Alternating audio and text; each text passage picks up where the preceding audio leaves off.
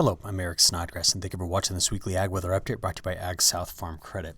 Well, Sunday's satellite animation brought in an interesting feature here off the coast of North Carolina. I'm talking about this right here. There was this very tightly packed low that was just rolling right up the coast. See it right in through this area? And while that was going through right around Cape Hatteras, we saw a broader shield of cloud cover spurred on by the subtropical jet stream that brought in some decent rains into parts of the southeast as well. We'll take a look at those totals in just a few seconds here, but I also wanted to point out that we've been keeping a close eye on some of the wildfire activity throughout the Blue Ridge Mountains here. You know, the whole of the Appalachians actually being quite dry as of late. So to see there's been some fire in here, but I couldn't see any smoke as of Sunday, so that's good to take note of here.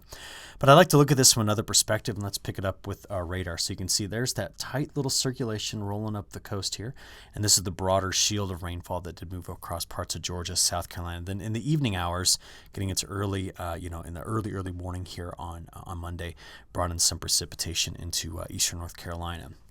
Now, we're going to look at all of this and kind of try to put it in a broader perspective, because we look back over the last 72 hours. And again, this was through the evening on Sunday. We picked up some decent rains in southern Georgia, coming out of Alabama, hitting this part of Florida. And some better light rains did move through parts of South Carolina and North Carolina. And then again, you can see the feature that rolled right up in this area. Most of what's to the west of you, all of this, has been mainly falling as snow. And through 6 o'clock, on Sunday night, this was our snowfall totals.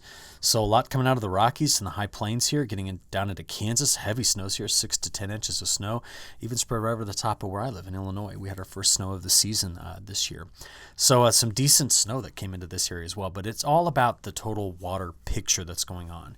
If you just take a look here, the month-to-date precipitation ranks by climate district, we've begun to make some improvement in parts of the Carolinas and Georgia. We're still a bit drier back in the Tennessee Valley and very dry in the mid-Mississippi Valley and the Ohio Basin. So this continues to be a problem with keeping the Mississippi River so low, which we've been reporting on for several weeks now. And if you look at the last 2 weeks, though, we can see that better moisture. Now, this doesn't even include the rainfall that came through this area on Sunday. So again, we've started to see some recovery and push ourselves away from where that drought is. And statistically, we're now in the top half of the distribution when you look over the last couple of weeks in this area. So the bigger questions are, does the pattern continue to push the drought situation away from the south, mid-south, and southeast as we progress through winter? We've taken a look at it many times. In fact, let's just go have a quick look at two things here. How about, I didn't bring this up, let's bring up the latest drought monitor just to kind of remember where we currently stand. There you go. So this is the one that was released just on Thanksgiving. Just showing you here the extent of the drought in this area. All right. And then one other thing to look at here, let's just go ahead and look at the NASA soil moisture data and just kind of take a look at what's going on. I should have pulled these up, but I was just thinking maybe we better have a quick look at these numbers. So what we just looked at here, there you go. That is the latest 16-inch or 40-centimeter soil moisture percentile number. So again, we're kind of just keeping an eye on not only the Mississippi Basin, but also into the southeast for these very, very dry soils at times. And if you're curious, might as well look at it. We've been reporting on it. The Mississippi River, once we pull this up, is currently sitting at, let's see here, kind of bounce back up a little bit, 5.5 feet below low stage. Okay, with all of that out of the way, what we need to be talking about is where this pattern's going to go. And what we need to see out of this pattern is more of this. So over the last couple of weeks, we've seen this branch of the subtropical jet come off of Hawaii, come into Mexico, and then roll right here across the southern tier of the United States. And that's what you want. You've got to have speed. You can't be void of the flow and expect to get good moisture. That's one piece of it. Its direction matters as well. But this is a good direction. I like this. So we want to know if we're going to continue to keep that piece of the jet stream going. And can we get it to just curve a little bit more and roll up the East Coast as we approach winter? Well, there's been a lot of discussion lately about some of the factors that could lead toward that. You may have heard numerous forecasters all over the East Coast have been kind of making their predictions for winter. I apologize to all of you, but I'm way more reserved. I don't swing for the fences. And I'll tell you why in a few minutes, but I'll just say something. You do need to watch this. It's called the North Atlantic Oscillation. All right. And when it dips into its negative phases, like it's expected to spend a lot of time in its negative phase over the next couple of weeks, that would be a signal that later on in the heart of winter, oh, this would be it. I mean, we would be talking about snow in the Carolinas. I mean, we'd even be talking about snow in northern Georgia if we could get this to reappear with one other extra added feature in the jet stream, like some big high pressure over like Maine or Quebec. That would be fantastic to make this all occur. So I want to tell you something. There are indications that this El Nino winter could be a good deliverer of mid-Atlantic snow, of southeast at times snow as well. We could certainly get those cooler temperatures around. But the big feature that's now showed up in the forecast, if we look down this top-down view, is right here. Playing through the end of this, or excuse me, not the end of this week, the beginning of this week through Wednesday into Thursday. See this? This is the kind of deep low pressure that we typically like to see running up the East Coast later in the season when large ridges build into Greenland. As we played out there Wednesday, Thursday, Friday, you see you just need to take this whole, see this high over low setup here? And we just shift that a little bit farther to the south, and it would really help if we could push a big ridge into Alaska. The flow comes around, dives like this, rolls up the East Coast, and comes, I mean, if you said, Eric, dial up the perfect winter pattern for snow lovers up the East Coast, that would be it. Now, we're not quite there. We don't have this ridge that's going into the Bering Sea or Alaska or Yukon or British Columbia. So we're missing part of it, which is why we're not diving deep lows late this week into the southeast. But we're still seeing hints of what could be later this year. That ridge right there is what we want to watch for.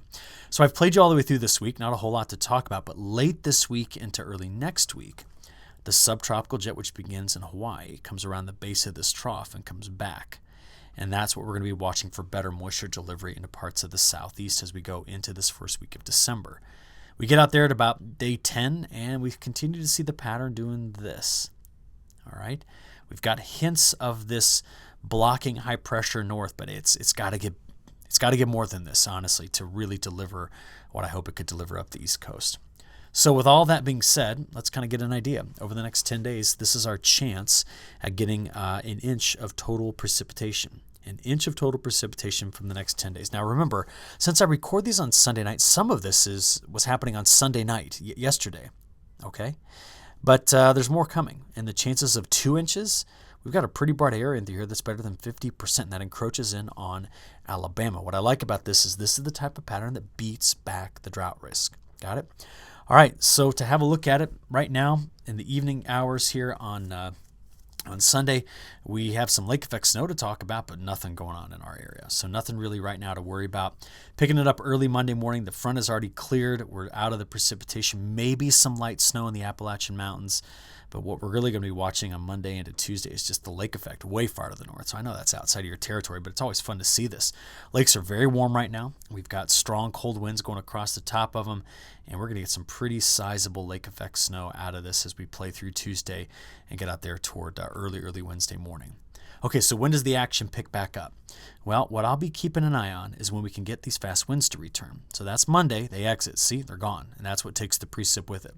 We then wait later in the time period, Thursday into Friday and Saturday, and see what starts to show back up. You can already start to get a sense of it. See, this flow's coming around and then racing off in this direction. That's what I like. I got to get that flow back in place. It looks like it's coming back in late this week and then through next week. So we'll have to see how this all evolves as we press through this next 10 days to start to return that moisture, because certainly the next little bit, not a whole lot to talk about. So this was Sunday, yesterday, okay, and it's out. And we then get through Monday, Tuesday, Wednesday, Thursday, into Friday before we start to see the risk of rain coming back in. It's going to start off on Thursday night here with the risk of strong to severe storms. We're going to keep a very close eye in the lower Mississippi River Valley. We then watch as we get into the day on Friday. That's Friday 6 a.m., Friday noon, Friday evening for the chance for those scattered showers and storms to move into AgSouth territory. But remember, it's that point that the jet returns. So then we go from Friday into Saturday. Look at that, another surge of moisture, scattered storms coming in on this pattern on Saturday through the evening.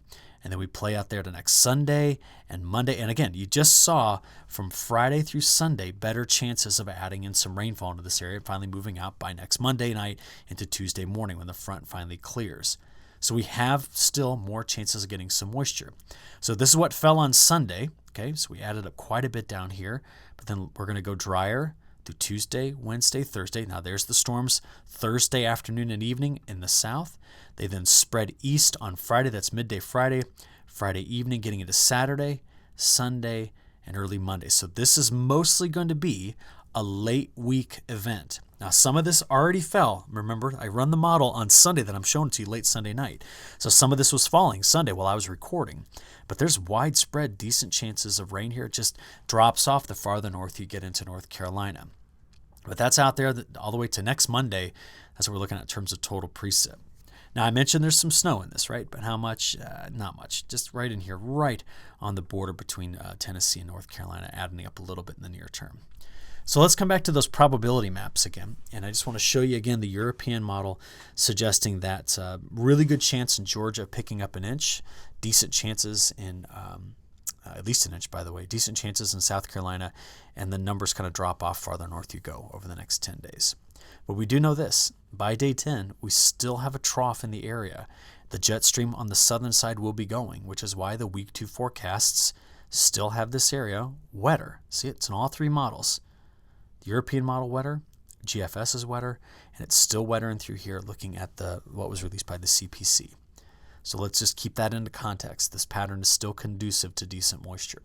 We do have quite a bit of cold air, though, to deal with this week, and the frost line is expected to get clear to the coast, all the way down near northern Florida, and zip pretty far to the south in Texas as well. On the high temperature side of it, Monday's a cold one. There it is, temperature struggling to get out of the low 50s. That's Tuesday, another cold one. So these overnight lows are below freezing here. So we're going to see that. Again, you just saw the frost line, but we're looking at the daytime highs. As we get later in the week, Wednesday into Thursday, some more normal temperatures for this time of year start to return. A lot of mid to upper 50s, low 60s. And then we get out here toward the weekend, Friday, Saturday. That's when we start to warm back up again, and our chances of rain come in. Why warmer? Well, the flows come in from the south like this. That's why we're expecting to see a little bit of a rebound late in the week. But overall, you'd call this week a cooler week by most measures. So there's your next 5 days. And there's the warm-up, day 5 through 10. And we kind of can tend to keep it around a little while into early December. But overall, we're expecting this pattern to maybe favor more normal temperatures than warmer than normal once we get into mid-December. And there's some evidence for that. And a lot of it does come from the fact there's an El Nino right now. There's El Nino is going. It's expected to reach a peak. It's kind of sitting right in through here. Expected to reach a peak in late December through late January, sometime in that 30-day window. Still have a lot of warm water in the North Atlantic. This is part of what we call the Atlantic meridional mode and the Atlantic multi-decadal oscillation. But I honestly want to tell you more about this right here. This is a cold water signature that, if I kind of draw a line through it, see all that cold water there, is representative of something called the negative phase of the Pacific decadal oscillation. Now, what are we talking about? El Nino's here, but normally when El Nino is going, we also get warm water here as well, but we don't have it. So we're out of phase. El Nino with a negative PDO rather than El Nino with a positive PDO. We need to consider that because El Nino is struggling to reach its potential primarily because the North Pacific isn't playing along. In addition to that, we can't seem to keep some strong trade winds in the area to keep El Nino going. So let's talk about what El Ninos typically do in November. We typically range 1 inch to 2 inches above average for most of AgSouth territory. We tend to be drier in the Midwest, drier in the Northwest, wetter in California. But if you go back to the stats, we're not quite there. We're not that wet here. We are dry in the Midwest, but not as dry as history. And then California is yet to see the moisture come in. So I show you that because, let's go back to it there. Here it is. To say that this is just a rubber-stamped El Nino event, I just think we just need to be a bit careful with it. El Nino's got its signature written on this, but it's not the John Hancock, right? It's one of the smaller signatures. And other factors are at times getting better control of the pattern. So can we expect as we go from November into December more precipitation? Well, I'll just put it this way. If I saw bright red painted on this graph, everywhere inside of the bounding box I've just made there, then yeah, we got some. But these are not the roaring westerly wind bursts of strong El Ninos in late November, early December. So if December plays out to be El Nino-ish, Okay, that's all the El Nino Decembers. Yeah, we should expect above average precip. It's not like it's super wet, but it's wetter than average. But we question, is the PDO influencing things as well? Can the PDO force El Nino to not have its typical go? Because the Pacific Decadal Oscillation is quite negative right now. And to be honest, we actually have the wrong side of the correlation with the PDO. PDO tends to be a drier signal for us if it's negative. So these two factors are competing, and I just don't think that either has really shown up as the most dominant player going forward. Sorry, blow that up so you can see it. So what does all that mean? Well, I think we can combine a couple of models. First of all, the European model is not getting the West right. So I'm having trouble trusting it for the East. But looking at their December 10th through the 16th, near normal precip from the CFSV2, it's then wetter for you, December 17th to the 23rd. Okay, it makes sense. I think we're getting the subtropical jet coming back. Our own government said the same thing. November 9th through the 22nd, cooler and wetter. So there is still some, I guess I would call it dominance in the El Nino outlook for making this happen. That's El Nino. That's what it typically does. And I sure hope we get this right. You know, the complete removal of drought in these areas would be absolutely amazing. I'd love to not just have it improve, but be gotten rid of in the South as we press forward. So I'm going to leave it there on my long range. You've now seen what I'm thinking about for December from the CPC, from the CFSV2, and from history. Let's watch it together to see which one of these things dominates as we press through the rest of this month and start a new one. The other stuff I want to talk to you about is outside of the U.S., and it's primarily in South America. There have been some rains that moved in, and the temperatures have cooled off where it had been very, very hot and very, very dry. We talked about that last week. Just showing you the last 1 month drought severity index here. Record rainfalls in places down south and very, very dry in places in the north. Now, over the next 15 days, the European model is a bit more aggressive on pulling this moisture farther into southern Mato Grosso, which is here, and then Mato Grosso do Sul, which I know is Mato Grosso of the south. But then you see here into Goiás, into Minas Gerais, that those areas are getting better precip in the European model. GFS doesn't. The GFS is much drier here and then wetter up the East Coast as we go forward. All of the models have it wet in southern Brazil and better rains into Argentina going forward. That's critical because Argentina is still dealing with a multi-year drought problems with their soil moisture. So this is something that's going to have to be watched extremely carefully as we press forward. Last couple things to point out to you. This is the newest 10-day outlook from the 12Z run, showing you a couple things to take note of. Much of Europe continues to see above average precip. A lot of storm systems rolling through here off the North Atlantic. This is that precip what you call it, but the disparity between the North and South in Brazil. Look at Central Africa versus South Africa. Very dry south, wet right across the rainforest. India's wet, Indonesia's wet, getting up to the Philippines, Malaysia, this whole region and through here showing up wet. And then look at Australia. Wet from New South Wales to Victoria from Queensland to New South Wales to Victoria. Even New Zealand's getting in on the wetter conditions. So is Tasmania. So to see the whole eastern half of Australia with a wetter signal, that is not El Nino. The MJO is moving over the top of this. El Nino is not giving us the suppression. So these are just some of the clues I look for when I'm trying to assess what kind of grip El Nino has on things. And then the last thing just internationally to bring up here is going to be in Panama. So recently there's been better rains that have been farther to the west. But the lake we're interested in is right at the tip of my cursor. And if you just go back in time, let's look back over the last couple of months, that's where the drought has been. Really dry when you look at a 3-month drought indicator. Now, there's been some rains nearby, but we're still getting some indications that there's not a whole lot of traffic going through the canal right now, and certainly not here in the lake. This is the problem. I was kind of just messing around clicking on some of these. I don't know, let's pick one here. Like this is called Marlin Adventurine. It is currently at anchor and it's not moving. There's a lot of ships still waiting to get through here, and we'll just keep an eye on this. Now, what I don't know, to be honest with you, is I don't normally look at this map. So I don't know if this is still a much above average number of them waiting at anchor. It would certainly seem so. It seems as though this is a place where things are kind of blocked up right now. But if we don't get rains coming back into this lake in the next, let's call it 40 days, then we're going to be talking about this problem in the Panama Canal clear till next June. So I just want to bring you up to speed on those things, and we'll talk again next week. I appreciate it. Thank you.